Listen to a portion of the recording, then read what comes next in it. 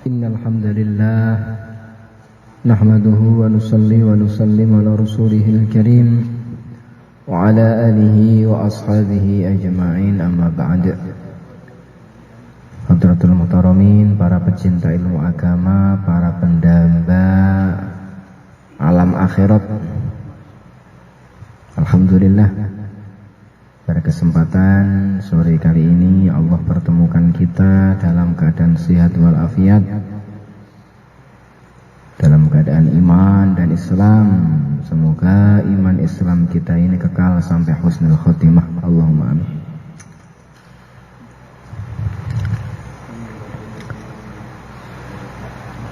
Salawat salam semoga terlimpah kehadirat Kanjeng Rasulullah SAW. Semoga kelak di akhirat kita mendapatkan syafaatnya. Allahumma amin. Kita lanjutkan pembelajaran ilmu akidah, ilmu tauhid kita, halaman 35 ya.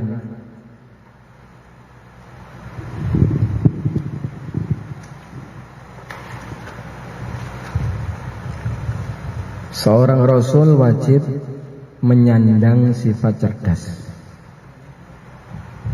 Rasul itu pasti cerdas.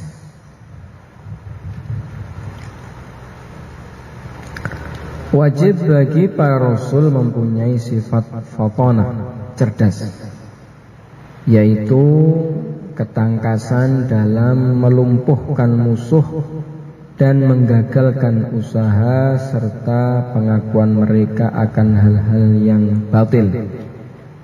Juga tangkas dan tanggap di dalam menyampaikan ajaran yang dibawanya dari Allah Subhanahu wa ta'ala. Adapun lawan dari sifat ini adalah ketololan atau kedunguan. Sedangkan dalilnya apabila mereka mempunyai sifat tolol dan dungu, niscaya mereka tidak mampu menegakkan kalimat Allah untuk mengalahkan, menyadarkan lawan.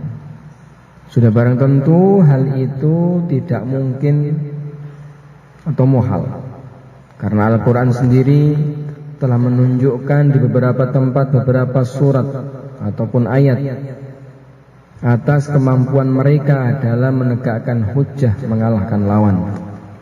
Seperti dalam firman-Nya, wa tilka hujjatuna atainaha Ibrahim ala qaumih, dan itulah hujjah yang kami berikan pada Ibrahim untuk menghadapi kaumnya.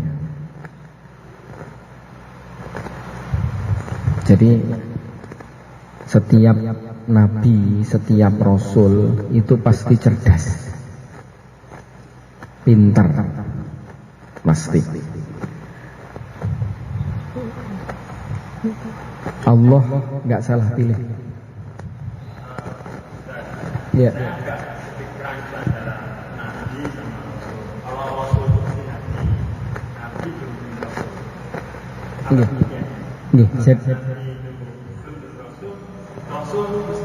Ya. Jadi perbedaan antara nabi dan rasul. Kalau rasul pasti nabi, tetapi tidak semua nabi itu rasul, begitu.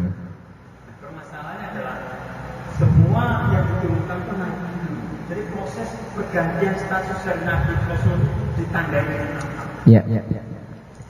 Perbedaan antara nabi dan rasul, kalau rasul itu mereka diberi syariat, diberi tatanan. Yang tatanan itu harus disampaikan kepada umat dan umatnya harus mengikuti.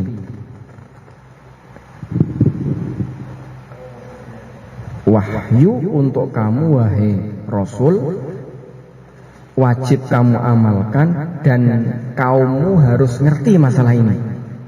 Ini kamu sampaikan pada kaummu. Lah, Nabi itu juga dapat wahyu, dapat informasi gaib, tetapi itu hanya untuk pribadi dia saja. Berarti Nabi nggak dakwah, beda. Dakwah itu mengajak kepada kebaikan. Maka ada nabi itu munculnya beserta rasul. Sebagaimana Nabi Musa itu ya rasul. Yang ketika Nabi Musa itu era Nabi Musa, itu pun juga banyak nabi-nabi yang beserta beliau.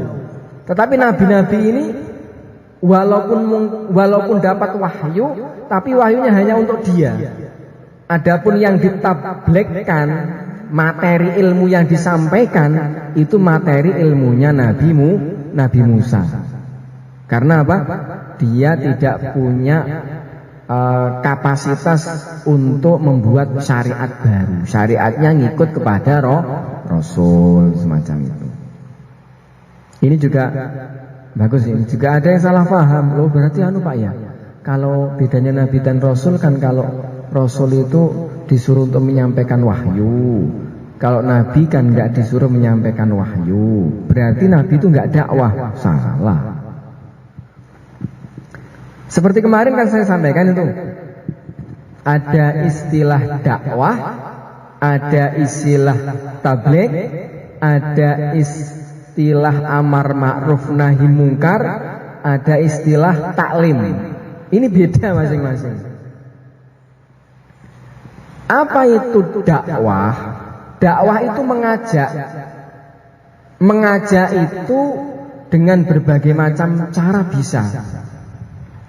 Dengan menyebutkan ayat, dengan menyebutkan hadis, dengan menyebutkan kisah sahabat, atau gak usah nyebutkan dalil apa-apa. Assalamualaikum, waalaikumsalam. Senyum, mari Pak ke masjid, pakai pakaian sunnah, itu udah dakwah itu. Makanya ud'u ila sabili rabbika bil hikmati wal mau'izatil hasanah. Dakwah ini umum. Bisa menggunakan perkataan, bisa menggunakan lirian, bisa menggunakan perbuatan, isyarah, umum banget. Kita bersedekah kepada fakir miskin, dilihat orang, oh sedekah gitu ya, ditirukan, itu udah dakwah begitu itu. Kita ke masjid pakai pakaian sunnah, orang lihat, oh bapak ini istiqomah terus, pak apa, mbok saya diajak, ayo, ini udah dakwah, nggak pakai Quran hadis, ya, oke itu dakwah. Sekarang tabligh, kalau tabligh itu ada materi, ada modulnya Pak namanya. Ada muatan-muatan yang harus disampaikan. Ada materi yang tepat. Ada mubalignya, penyampai, ada materinya yang disampaikan, ada penyimak dari tabligh itu. Nah, kalau tabligh ini yang menyampaikan harus tahu materi dengan benar. Nyomotnya harus pas.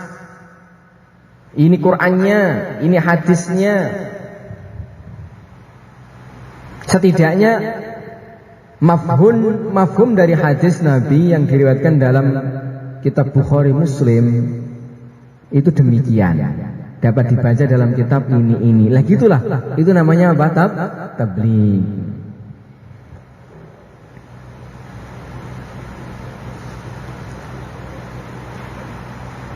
Tabligh sudah. Kalau tabligh harus punya ilmu ya. Kalau dakwah itu nggak harus alim, namanya ngajak bisa ayo itu ngajak. Lah amar ma'ruf nahi mungkar. Amar ma'ruf nahi mungkar itu memerintah kepada kebaikan, mencegah dari kemungkaran. Itu amar ma'ruf, memerintah kebaikan, nahi mungkar, mencegah, melarang dari kemungkaran. Nah kalau amar ma'ruf nahi mungkar begini, ini harus tepat. Paling enggak tahu gambaran umumnya. Ya kalau ngajak kepada kebaikan, contoh ke masjid, contoh ngaji, contoh sholat, itu namanya amar ma'ruf. Nahi mungkar, melarang orang minum khamar, melarang judi, melarang berzina. Ini namanya nahi mungkar. Lah kalau taklim wa ta'alum itu memang full menyampaikan materi. Full menyampaikan materi.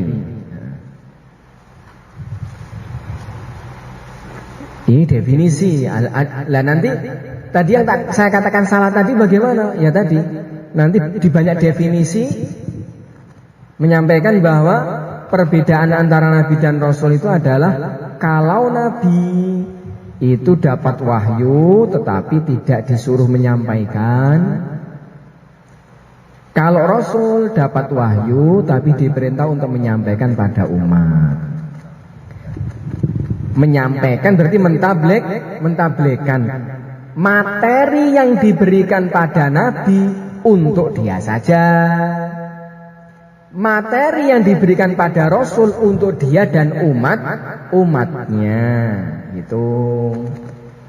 Lah, orang salah paham berarti Nabi itu enggak dakwah. Oh, beda. Dakwah amar ma'ruf nahi mungkar itu ya tadi mengajak kepada kebaikan, mencegah kemungkaran. Andaikan para nabi itu bertabligh, yang ditabligkan materi Rasul ketika itu atau Rasul sebelumnya begitu. Kan nggih, Pak?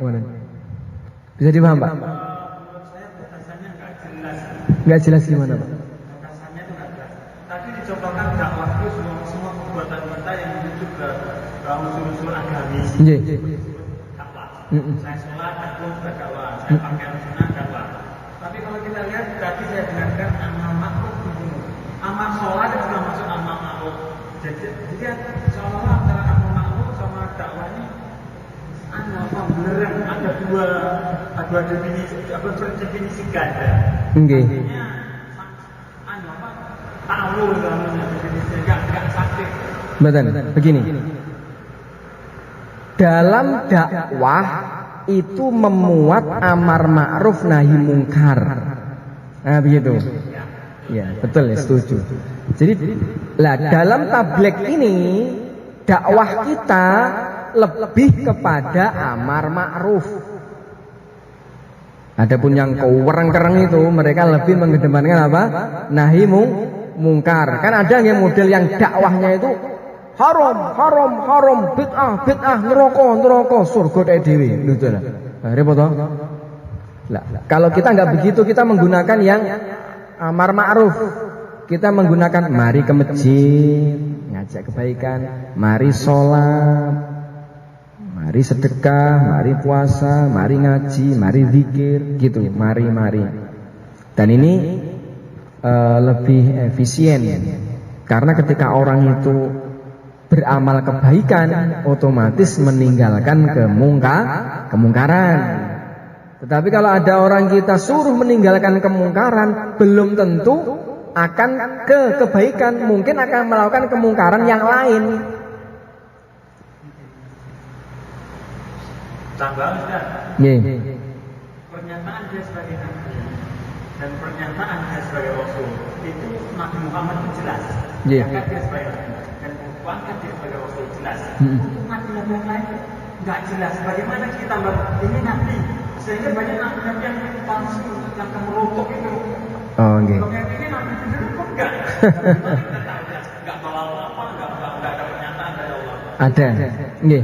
Jadi ada 25 nabi dan rasul yang termaktub dalam Al-Qur'anul Karim. Lah itu banyak terjemahannya pun juga banyak beredar. Itu kalau kita baca di sana nanti Nabi fulan, oh karena disebutkan dalam Quran ini demikian. Ya, itu aja. Yang itu pun yang wajib kita ketahui itu.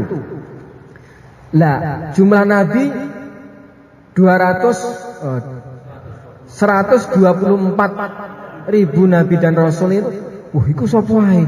Niku mboten wajib kita harus mengetahui. Paling mboten sing 25 niki kita tahu. Ngeten. Lah, adapun nabi-nabi palsu setelah Nabi Muhammad itu sudah terseleksi zaman, udah KO dengan dirinya sendiri itu. Nabi, yalah, seakan Nabi kok terus lahir neng Bojonegoro, orang ya ora pantes. Lah, Nabi saking pundi Bojonegoro, waduh, Nganjuk. Jadi sekarang ini enak. Kalau Kanjeng Rasulullah Sallallahu Alaihi Wasallam, beliau menjadi seorang Nabi dan Rasul, itu Masya Allah. Ketika pada zamannya saja orang-orang kafir ditantang untuk membuat Al-Quranul Karim. Kalau memang kamu katakan Al-Quran ini buatan manusia, cobalah buat satu ayat untuk nandingi Al-Quran. Enggak bisa, enggak mampu.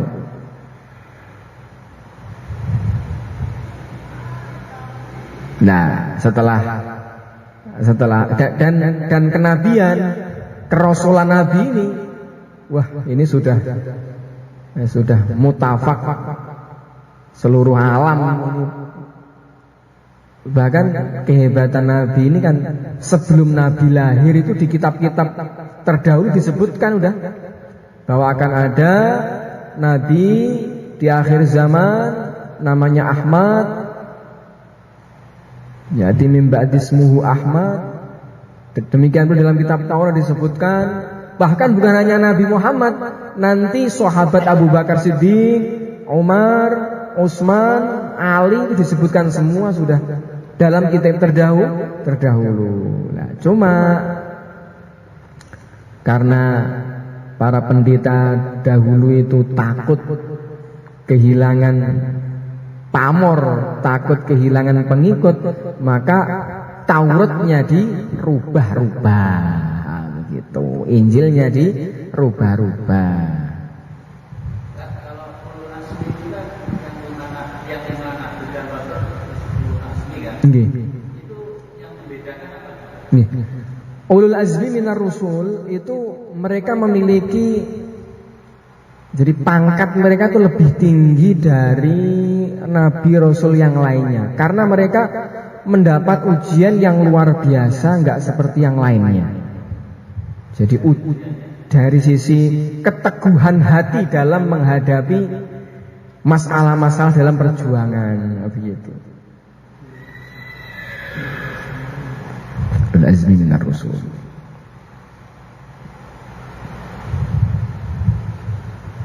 Ya, ini seperti Nabi Ibrahim, bagus ini.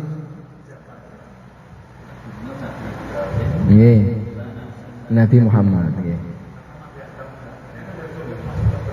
Nabi Adam sudah dapat gelar, namanya Abul Bashar. Nabi Adam namanya siapa? Abul Bashar, ya. Bapaknya manusia.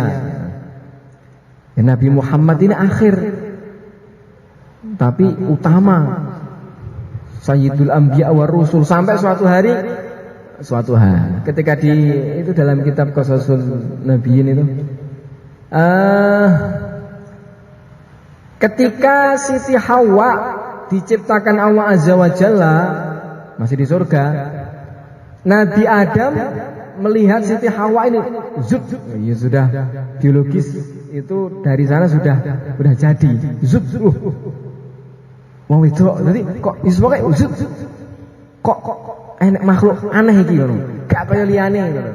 Lah, kemudian Nabi Adam pengen menjamah, pengen menyentuh, pengen mbuh ngoten. Langsung nang malaikat hus mah ya Adam hatta tu'ti mahroha. Jangan dulu Adam, gak boleh, berikan dulu maharnya. Loh, mahar apa ini? Sholli ala Muhammadin asyra marrah. Baca sholawat untuk Muhammad 10 kali. Muhammad itu sopo katanya? Muhammad itu adalah cucumu di akhir zaman. Andaikan bukan karena Muhammad, engkau nggak diciptakan wahai Adam. Allah karim. Itu sampai seperti itu, saking kerennya Nabi Muhammad. Nabi Adam aja masih di surga dikenalkan dengan Muhammad. Kalau bukan karena Muhammad, hai Adam, engkau tidak diciptakan. Bahkan karena Nabi Adam mudah kenalan dengan Nabi Muhammad ini, ketika Nabi Adam diturunkan ke dunia, beliau mohon ampun kepada Allah dengan syafaatnya Nabi Muhammad. Hei, kamu kok ngerti Muhammad dari mana? Ya Rob, aku lihat di pintu surga tertulis La ilaha illallah Muhammadur Rasulullah. Kok ada nama yang disandingkan dengan namamu? Tentu ini bukan nama yang biasa, ini pasti nama yang luar biasa. Barokah itu diampuni Nabi Adam alaihissalatu wassalam. Masya Allah.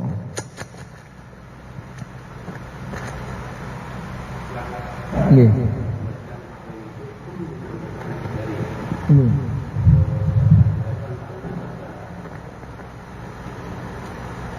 Ambil amal. Nggih, jadi ngeten. Taklim buat ta'alum itu kan proses belajar mengajar. Lah adapun ilmu itu ada kalanya ilmu masail, ada kalanya ilmu fadhail. Lah, adapun yang kita buat baca fadilah amal itu, isi fadilah amal itu kandungan materi semua itu ilmu semua itu. Yang baca dapat faedah, yang dengarkan dapat faedah. Itu juga proses taklim itu. Dalam? Iya. Jadi metode taklim wa ta'alum itu ya ada kalanya baca, ada kalanya hafalan, bahkan ada kalanya tatbiki, ada kalanya itu praktek. Seperti Nabi ngajarkan bagaimana membersihkan najis, seperti Nabi memberikan contoh bagaimana adab makan. Nabi enggak, hai para sahabat, cara makan itu begini loh. Hai para sahabat, cara berjalan begini loh. Nabi berbuat, para sahabat menyanding, menyaksikan, dan para sahabat mendapatkan ilmu. Itu namanya ilmul hal. Apa? Ilmul hal. Ilmu yang didapat dengan praktek. Dalam? Ngeten iki. Wah iki lah niki termasuk ilmu mestine taklim niki. Taklim ngeten niki, Mbah. Belajar mengajar. Menyampaikan ilmu. Jadi nih. Tadi dikatakan Rasul menerima wahyu untuk disampaikan kepada umatnya. Umatnya harus melaksanakan. Untuk Nabi wahyu diterimanya, tapi tidak disampaikan, berarti dipakai sendiri kan? Nggih. Pembekalan untuk dia. Seperti itu.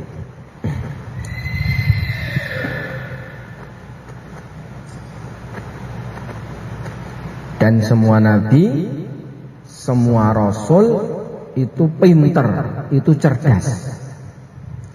Ini sampai itu Nabi Ibrahim, wa tilka hujjatuna atainaha Ibrahim ala qaumih. Nabi Ibrahim itu pinter ngajari kaumnya. Patung-patung dipecah, nggih. Patung-patung dipecah. Kemudian kaumnya ngamuk. Kaumnya ngamuk nanya pada Ibrahim, "Hai Ibrahim, kamu yang memecah patung-patung ini." Nabi Ibrahim bukan ngomong iya atau tidak, ngomongnya bagaimana? Iya, itu loh, kayaknya yang besar itu patung yang paling besar itu yang mecah-mecahkan. Jadi karena apa? Dikarenakan itu kapaknya itu dikalungkan di lehernya. Ini termasuk cara berhujjah yang pinter itu begitu. Hai Ibrahim, apa kamu nggak tahu kalau patung itu dari kayu? Mana mungkin bisa mecahkan? Oh mungkin sesajennya itu kurang tepat.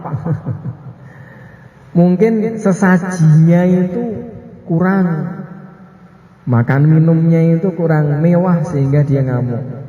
Hai Ibrahim, maka kamu nggak tahu dia itu batu, nggak bisa makan, nggak bisa minum. Oh, ya nggak tahu, cobalah ditanya. Coba ditanya. Hai Ibrahim, apa kamu nggak tahu itu batu? Batu itu nggak bisa ngomong. Oh, lah. Tuhan seperti itu kok kamu sembah? Nah, semuanya tercengang adalah pintar Ibrahim. Ustaz, izin. Iya. Bisa memberikan gambaran Rasul yang ulil azmi dan Rasul yang diturunkan kita. Kenapa yang diturunkan kita ada sebagian nggak masuk sebagai Rasul ulil azmi? Apakah ada karakter tertentu? Nggih. Seperti Nabi Musa, seperti Nabi Musa, Nabi Daud diberikan kitab Zabur, nggih. Tetapi kenapa Nabi Daud kok enggak dikatakan sebagai ulul azmi minar rusul? Dilihat dari sisi tirakat mujahadahnya tidak seperti Nabi Musa. Nabi Musa ini baru kecil aja, gimana? Itu kecilnya itu dilempar ke sungai. Kemudian setelah itu dipelihara oleh Fir'aun. Ketika itu untuk menyelamatkan dirinya Allah gerakkan sehingga makan bara. Ketika itu Nabi Musa menarik jenggotnya Fir'aun. Ini tuh sembelih. Kemudian ditenangkan oleh siapa? Istrinya. Enggak, dia tuh masih kecil, belum ngerti apa-apa. Oke, kita coba. Di sini apa itu makanan yang enak, terus di sini bara api. Coba kita lihat. Ya, instingnya Nabi Musa mau ngambil makanan yang enak, tetapi dibelokkan oleh malaikat sehingga ngambil apa? Bara api dan dimakan. Sehingga Nabi Musa itu keluh ngomongnya. Sehingga ketika mau doa kepada Fir'aun, Rabbi syrahli sadri wa yassirli amri wahlul 'uqdatam min lisani yafqahu qawli. Ya Allah, hilangkanlah satu uqdah, satu tali aja yang dengan itu sudah cukup untuk memahamkan Fir'aun. Karena Nabi Musa itu ngomongnya cedal. Karena ya apa itu? Kesan mangan ketika gede diuber-uber oleh siapa? Oleh Fir'aun. Di apa namanya? Ke lautan, diuber, akhirnya lautan terbelah menjadi dua. Punya kaumnya namanya Bani Israel. Yang kita tahu seperti itu apa? Bani Israel itu dablek dan nakale ngono kuwi. Baru diselamatkan dari Fir'aun sampai ke apa? Ke seberang lautan dari Fir'aun. Ayo Musa, mbok kami cobalah dibuatkan sapi yang untuk kita sembah. Ya Allah. Jadi begitu. Ya Musa, kami nggak akan iman kepada Allah sebelum kami melihat Allah dengan jahrotan, dimatikan, dihidupkan kembali, ya toh.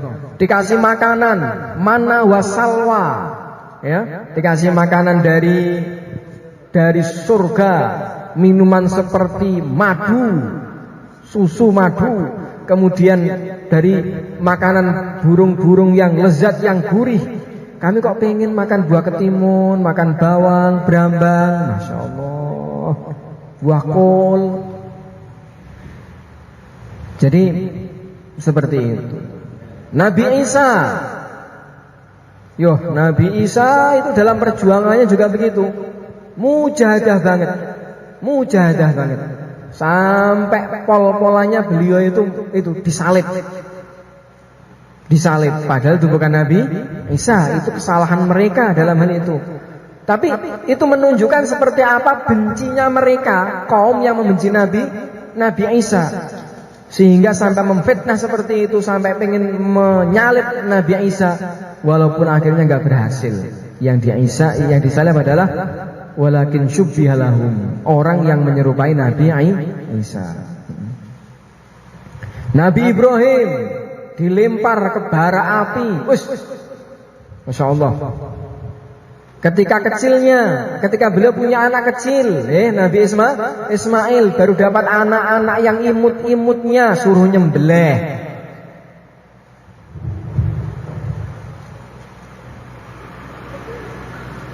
Berhadapan dengan Namrud. Begitu. Nabi Muhammad SAW seperti itu. Kayak Nabi Daud itu juga ada tantangannya, tapi beliau itu enggak seperti yang ulul azmi minar rusul. Itu gambaran singkat. Begitu Pak Komandan. Gambaran. Nggih. Bedanya suku dengan kitab suci. Kan sama-sama panggilnya. Kenapa kok dibedakan kalau yang Zabur, Injil dan sebagainya itu kitab suci, yang lainnya disebut suku itu bagaimana? Karena berupa lembaran-lembaran gitu. Kan sama saja, bukan berupa lembaran juga. Nggih. Para sahabat di lembaran-lembaran kulit binatang berbeda. Sini suhufi Ibrahim wa Musa. Bahkan dikatakan itu suhuf itu lempengan-lempengan terbuat dari emas, tembaga. Jadi memang langsung zatnya itu lempengan begitu. Lah adapun Kanjeng Rasulullah SAW nggak berupa suhuf. Kanjeng Nabi itu dihafal, Kanjeng Nabi itu nggak bisa baca, nggak bisa nulis. Nabi menyampaikan, kalau Allah berfirman demikian, sahabat dengarkan, dihafal, yang nulis sahabat. Kalau suhuf itu datang berupa lembaran, begitu.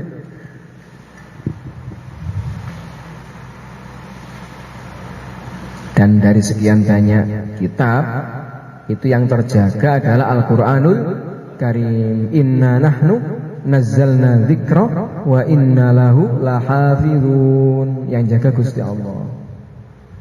Maka bersyukurlah kalau kita termasuk dipilih orang yang bisa menghafal Al-Quran. Ya, menghafal itu ya ada yang sampai 30 juz, ada yang 1 juz, itu yang menghafal juga itu. Yasin, Yasin juga termasuk Al-Quran. Kita harus pintar, jangan sampai saya mau terawih ke Temboro. Kenapa? Temboro itu kalau terawih yang dibaca itu Quran. Yang dibaca apa? Quran. Lah perasamu yang musola luar Temboro apa bukan Quran? Maksudnya itu menghatamkan Al-Quran.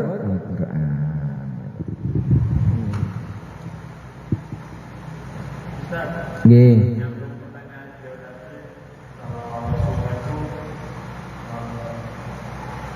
Tidak bisa menulis dan tidak bisa. Tapi ada hadis saya pernah mendengar dulu bahwa Rasulullah menjelaskan dengan menulis di lantai, di tanah dengan tongkatnya. Ada satu hadis yang artinya kalau nggak salah bahwa takdir manusia itu sudah di dalam kurungan. Kemudian ada tulisan yang bagus tentang nafsu manusia lebih dari kurungan. Itu ada sebagian dalam bentuk tulisan. Begini Pak. Ada seperti ini, ada yang begini. Jadi bukan tulisan, tetapi gambar. Nabi memang menggambar. Ada lagi yang kedua, Nabi nggak menulis, tapi Nabi membawa sebuah buku, gitu. Bukan Nabi nulis, tetapi Nabi hanya menggambarkan, beliau membawa 2 buah buku. Wahai para sahabat, ketahuilah yang mafhumnya dalam kitab Mishkah ada itu, bahwasanya dalam kitab ini tertulis takdir manusia. Atau Nabi mengatakan yang mafhumnya itu bahwasanya takdir dari masing-masing manusia telah ada tulisan dalam kitabnya. Bahkan sampai dia nanti itu akan termasuk ahli surga atau ahli neraka. Sehingga para sahabat kaget lah, ya Rasul, kalau begitu kita tawakal aja terhadap buku catatan amal kita itu. Akhirnya Nabi mengarahkan, ya enggak, jangan begitu. Tapi i'malu fakullun muyassarun lima khuliqalahu. Jangan begitu. Tapi kamu beramal karena seseorang itu akan dimudahkan untuk mengamalkan yang akan jadi takdirnya. Kalau dia itu ahli sakowah, jatahnya ahli neraka, dimudahkan beramal ahli neraka, akhirnya memasukinya. Atau dia itu dipermudah untuk takdirnya itu ahli sa'adah, ahli surga, dia akan dimudahkan untuk beramal ahli surga yang akhirnya memasukinya. Jadi buku itu sebagai gambaran, bukan Nabi nulis, mboten. Hanya buku. Kalau yang Nabi garis itu kurang lebih seperti ini. Ini untuk menunjukkan bahwasanya kota ini takdirnya manusia. Kemudian ini adalah diri manusia. Ini adalah takdir-takdir romantika kehidupan yang menyelimuti dirinya, ya keenakan, musibah, sakit, senang, barok, semua. Nah, tetapi yang menonjol ini di sini nih, ya, ini adalah angan-angannya.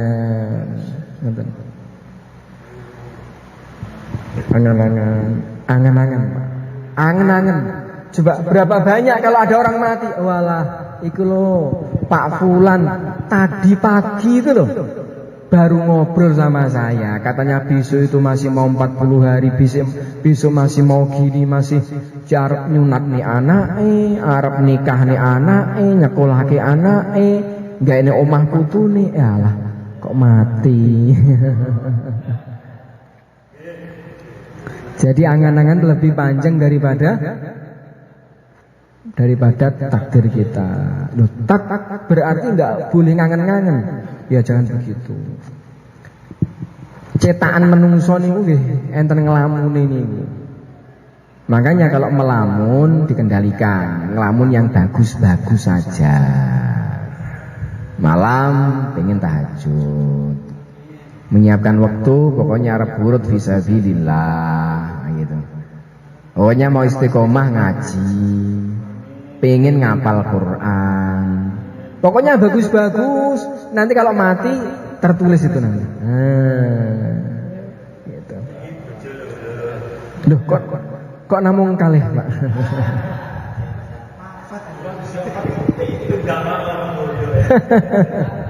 Nggih.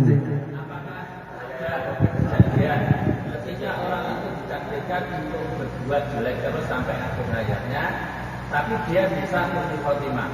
Dan sebaliknya, apakah orang itu sudah dalam takdirnya itu bagus terus, tapi dalam akhirnya malah husnul khotimah? Ada, Pak? Ada. Itu berubah takdir. Tetap dalam takdir, tetap. Gini. Ceritanya begini, Pak. Ngeten, insyaallah. Orang mulai awal nih, perhatikan. Positif, oke. Positif, negatif sithik, positif neh ngoten ya. Positif, negatif sithik, positif. Kersane ngalah. Arep mati ki lho ya negatif. Heeh. Negatifnya nyampe kufur kepada Allah Azza wa Jalla. Ini neraka. Makanya innamal a'malu bil khawatim. Perhitungan hakikatnya sebuah amal itu adalah di akhir. Lomba lari itu kalau masih di pertengahan, di depan itu belum terhitung.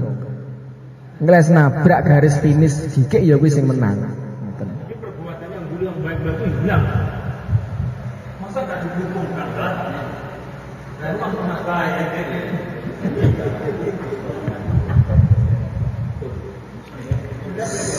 Saya jawab ya. Saya jawab tapi tahan napas ini.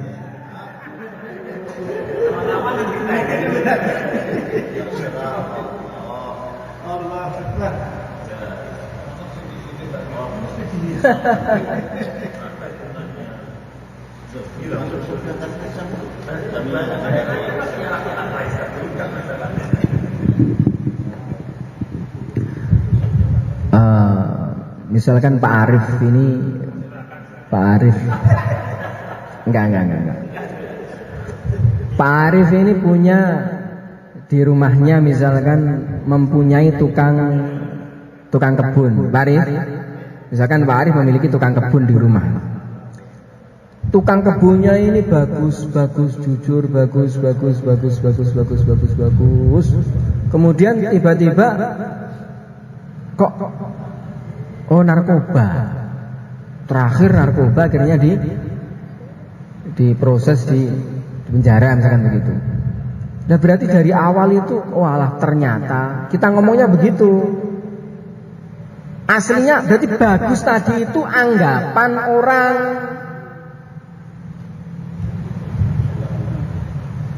Kayak tukang kebun tadi aslinya itu nggak bagus, cuma kelihatan bagus begitu. Seorang pembantu kayaknya bagus. Oh ternyata kamu, ternyata berarti kebagusannya selama itu nggak murni, karena kalau murni nggak akan begitu. Dan kalau itu bagus murni, itu akan bisa dikonfirmasi, tetap nggak akan fatal begitu, nggak akan fatal. Fasik lah kenanya apa? Fasik, lalai.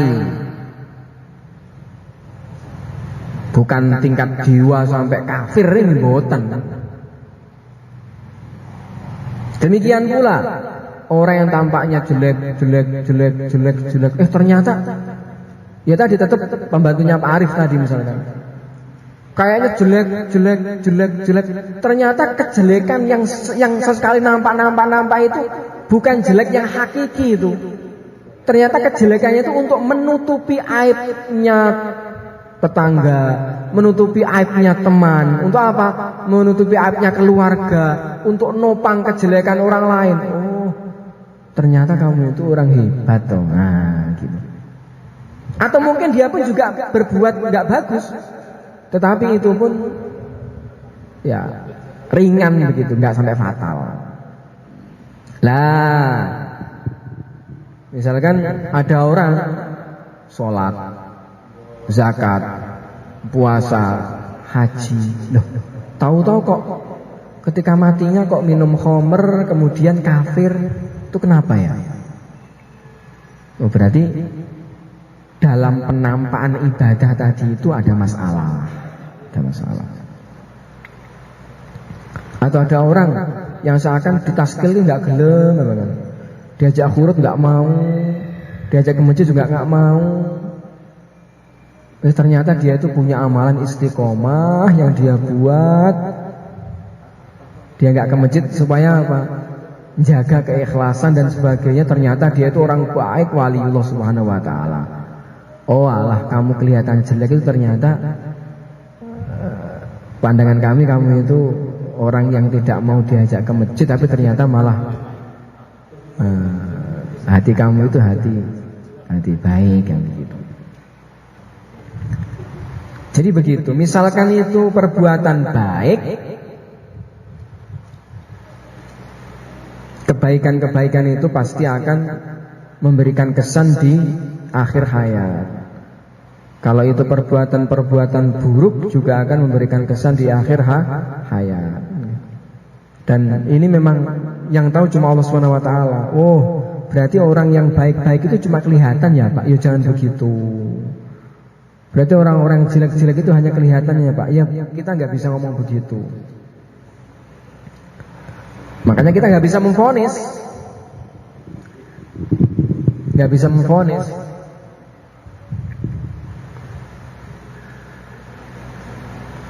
Makanya kalau kita dakwah itu ya dakwah saja begitu. Gak usah menghukumi orang. Ya kita dakwah dakwah, ya dakwah saja udah. Ngajak kepada kebaikan. Kita nggak usah, misalkan nanti Pak Karno dan timnya khususnya ulama ini ya jenengan nih kalau nggak keluar nih bahaya ini. Bahaya ini. Ini nanti santri-santri ini jadi hijab kepada Pak Yai, nanti rohaninya menjadi turun ini. Waduh, jangan begitu.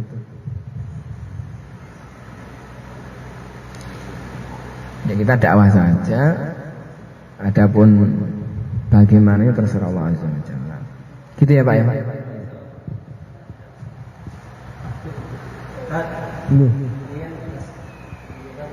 Ada yang orang meninggal tergantung kebiasaannya. Ada yang sering di sawah, ada yang sering di masjid, boleh keras-keras sedikit. Terus dikaitkan kembali dengan yang tadi kita sektor. Enggak, memang ini benar. Tergantung kebiasaan. Terus gimana itu tadi? Misalkan kebiasaan baik, terus tahu-taunya akhirnya endingnya jelek. Iya itu kebaikannya tadi itu sungguh atau enggak itu ya juga dipertanyakan.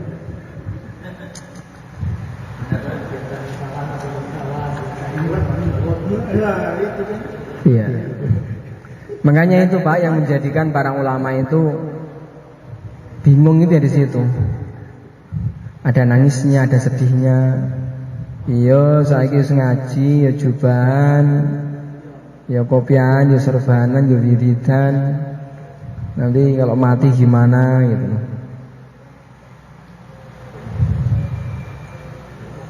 Tapi juga kita takut boleh, tapi juga jangan terlalu gitu. Jangan terlalu.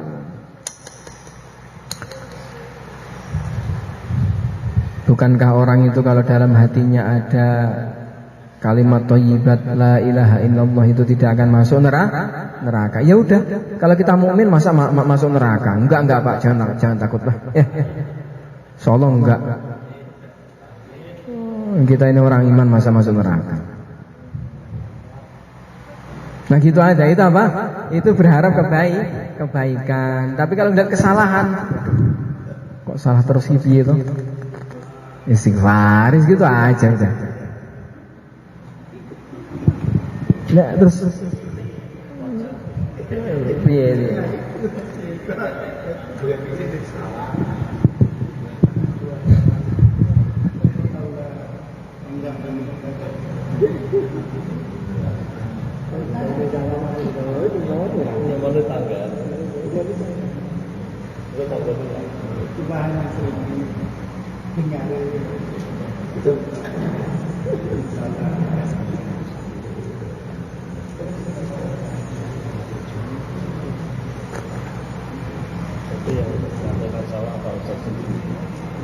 Yang menentukan sawah Pak.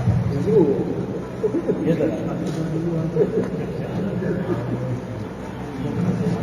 Makanya kita ada tapi yang direrek apa?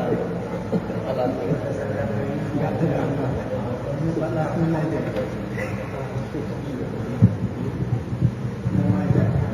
Saya Harusnya kita bicara. Kan kita tidak boleh jangan takut tidak sampai terlalu. Tapi kaitannya dengan uang, kan itu totalitas. Jadi kan kita akan kembang ke totalitas. Totalitas itu akan jadi cukup orang bisa takut apa yang terlalu. Kalau nggak terlalu nggak bisa totalitas. Beliau menjelaskan itu. Mari.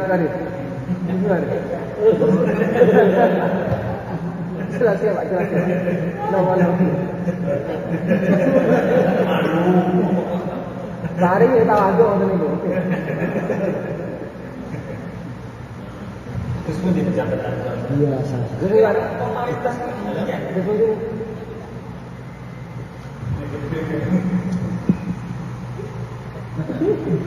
siap.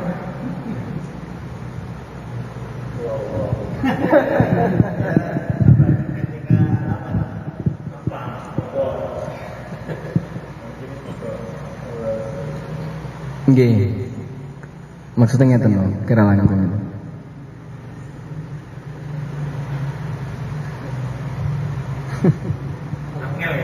Mboten angel.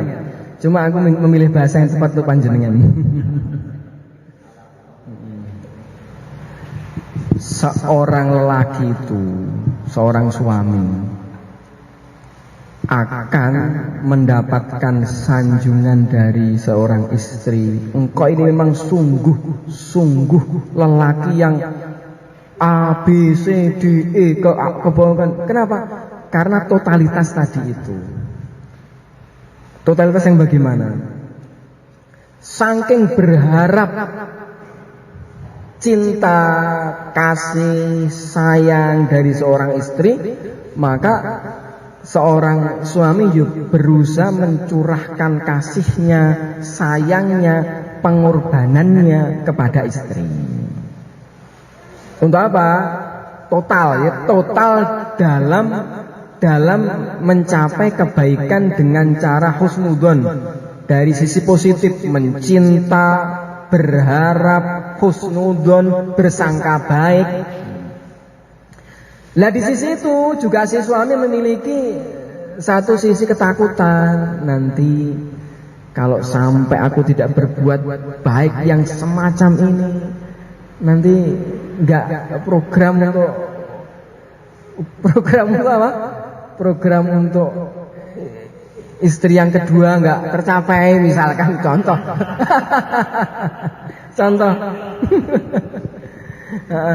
Atau mungkin istrinya sangat galak. Jadi begini, seseorang itu akan mampu berkorban kalau rasa takutnya itu maksimal atau rasa cintanya itu maksimal. Pak Arif ini rumahnya jauh loh Pak. Beliau rela sampai di sini karena cinta sama ilmu. Kalau nggak cinta sama ilmu nggak sampai di sini beliau. Lah, kalau rasa takutnya nggak tahu saya. Tapi rasa cintanya, cinta ilmu itu sampai sini. Lah, kita ke Gusti Allah itu begitulah. Akhirnya para wali-wali itu ada yang model hidupnya itu dipenuhi rasa takut. Enten itu. Sampai berjalan tuh gak berani ngeliat atas itu, pokoknya ngerunduk, gak berani ngeliat atas, ngerunduk. Pokoknya itu setiap perbuatan yang disimpulkan kalau Allah marah bagaimana, kalau Allah murka bagaimana, kalau Allah gak suka bagaimana. Saking takutnya begini, apa-apa maksimal. Sholat khusyuknya maksimal, sedekah banyaknya, ikhlasnya maksimal, wiritan pol maksimal, khidmat pol maksimal. Apa? Takut kalau nggak maksimal nanti Allah marah. Demikian pula ada orang itu yang wali itu yang penuh hatinya itu rasa cinta, rasa harap, rasa senang. Sampai ada seorang wali ditanya, agamamu apa? Aku enggak duwe agama. Agama kamu apa? Aku enggak punya agama. Loh. Masa? Lah, kamu sholat? Ya sholat aja. Loh, berarti kamu Islam. Karena apa? Kamu sholat, agama kamu itu Islam. Ganti ditanya, agama itu apa? Nah, kok ganti nanya? Agama itu kan aturan. Orang yang diatur itu orang yang masih belum lurus tingkah lakunya. Lah aku itu hari-hari sudah ngadep pangeran, nggak perlu diatur kan? La ilaha illallah. Ternyata gitu maksudnya. Bukan kok nggak duwe agama Islam mboten. Cuma dia menanggapi Islam itu bukan ya karena zuhur ya sholat, masa enggak sholat, kita kan Islam. Belum sampai tingkatan cinta. Kalau kamu sholat itu karena ikut aturan, kamu puasa karena ikut aturan. Tetapi aku sholat, aku puasa bukan karena ngikuti aturan saja. Lebih daripada itu, aku udah tingkatan cinta. Sholat tuh mergo seneng. Kalau kamu kan sholat kamu hanya sholat fardu. Aku tuh loh Ngisak dulu sampai subuh. Gak turu. Mergo apa? Saking cintaku karo salat. Oh nggih. Pangapunten bae izin-izin. La ilaha illallah.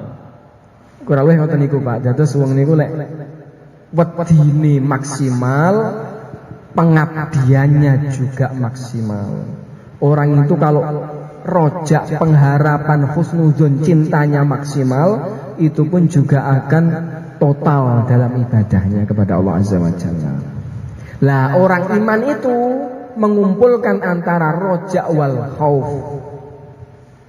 Ini selalu ada. Tandanya orang beriman itu kalau rasa takut dan harap ini muncul. Sok yo harap, sok yo takut terus. Oh enggak. Orang yang begini akan terselamat dalam kehidupannya. Ngerti nggih Pak Jenderal? Salah nggih Pak. Saya mau tanya tadi kan sholat dulu berjamaah. Kemudian anak saya itu kan sedang naruh HP di rumah saya. Anak saya ngambil HP. Kemudian terbesit dalam hati saya itu kasih sayang, meskipun anak ini melakukan kesalahan, tapi kita itu langsung memaafkan. Kemudian saya tuh ingat apakah Allah kasih sayang kepada hambanya itu dengan melakukan kesalahan kemudian Allah mengampuni. Dan ini batasan biar hamba itu menjadi salah satu yang mencintai Allah sehingga mendapatkan perasaan tentang ketika anak itu. Yang ditanyakan nomor terakhir yang pertanyaannya kurang paham. Pertanyaannya pun bagaimana kita ini seorang hamba Allah bisa mendapatkan seperti sahabat mendengarnya, sahabat itu melakukan kesalahan tetapi sahabat itu sudah karena dicintai oleh Allah sehingga diampuni Allah. Iya.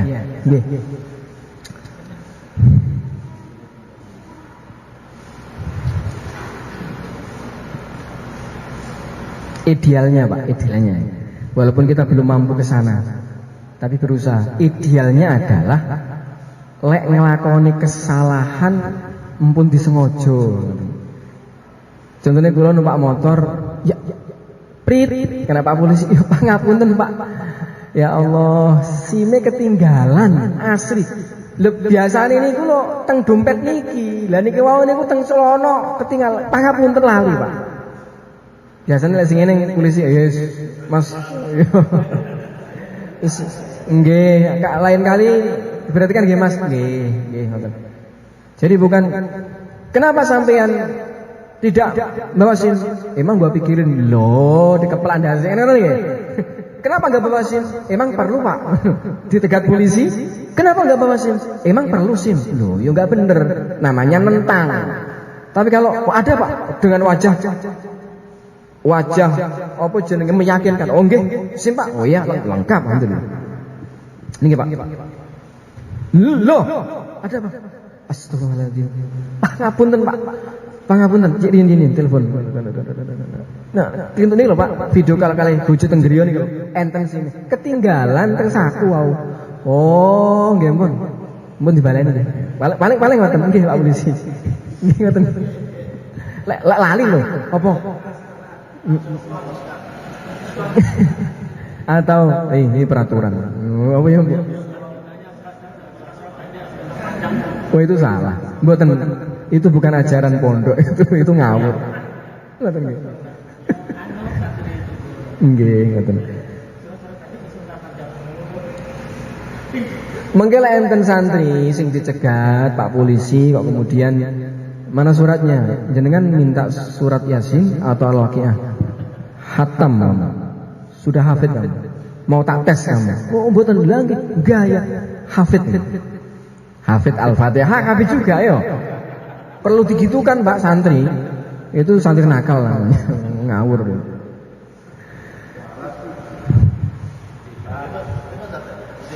Ya, intinya jangan disengaja. Jadi berusaha berusaha nggak disengaja. Mungkin ada sih kemaksiatan atau kesalahan yang kita sengaja, tapi usahakan pokoknya kita ini melaku sing lurus cara rada bingkong niku mergo maksiat ngoten mawon mboten ngampe nggok terus dihayati piye wonten mboten. Lah sing ngeten iki gampang di ngapura Gusti Allah. Kados dene Nabi Adam alaihissalam, Rabbana dzalamna anfusana wa illam taghfir lana wa tarhamna lanakunanna minal khasirin, begitu. Dan kalau kita berbuat kesalahan, kalau kita minta ampun, jangan berputus asa. Pokoknya pasti dimaafkan, gitu. Kita nggak boleh sangka jelek dengan Gusti Allah. Ya Allah, kalau aku ini berbuat salah, ya aku manusia. Manusia itu lemah, memang diciptakan sering berbuat salah. Ya wajar ya Allah, tapi kan engkau ini punya Ghafurur Rahim, ya diampuni toh, masa nggak diampuni Gusti? Kalau sifat kesalahan yang ada pada diriku aja ada, terus engkau memiliki Arhamur Rahimin, Ghafurur Rahim, ya kan pasti ada, masa nggak diampuni? Ampuni ya Allah, ampuni gitu aja. Nah, gitu. Kayak Arabi, ada Arabi suatu hari beliau tawaf, kemudian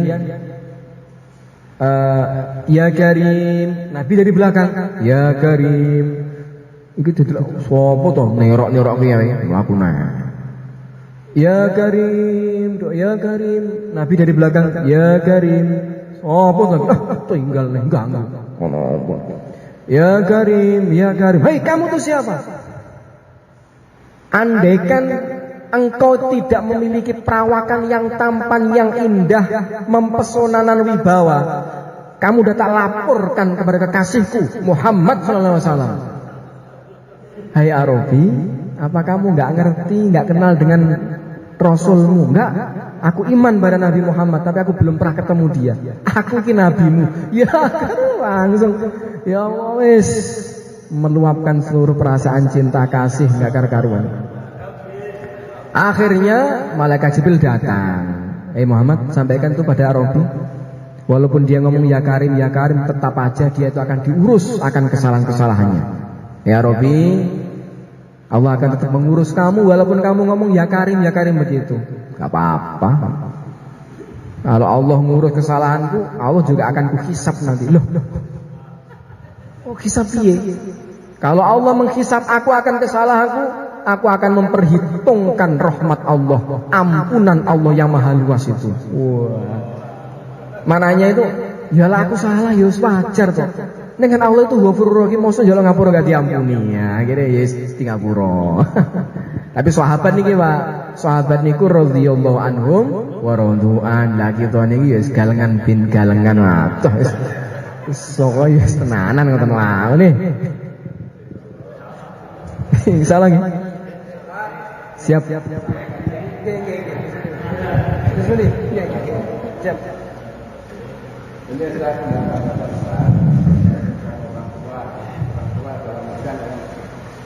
orang Jawa. Dia menyampaikan dalam bahasa Jawa, sejatinya menuju kodrat Allah itu masih bisa dilakukan. Sejatinya kodrat itu masih bisa dilakukan. Ini sebagai kudu tulus, kudu teman nanti. Ini menurut pesan gimana? Oh, nggih, itu sederhana, Mbah. Itu sederhana kok. Maksudnya itu begini. Ketentuan Allah itu karpe makalah tadi, ketentuannya Allah itu masih bisa dirubah tetapi dengan tulus ikhlas. Maknanya itu senada dengan sebuah hadis yang mafhumnya doa itu bisa merubah takdir. Maksudnya bagaimana? Orang itu kalau takdirnya baik itu akan dipermudah untuk tulus ikhlas doa kebaikan. Nah gitu loh.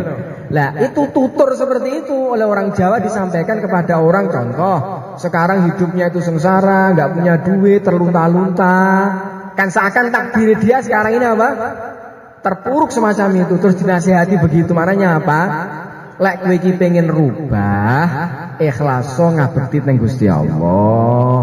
Donga sing tenanan, engko lak nasibmu dadi apik. Jane ngono. Cuma redaksi digawe ngoten niku wau, ngoten. Ngoten iki, Pak. Nggih. Orang menjalankan doa itu Takdir. Doa itu sendiri termasuk takdir. Doa itu merupakan rangkaian takdir. Mudahnya begitu memahami. Wassalamualaikum warahmatullahi wabarakatuh.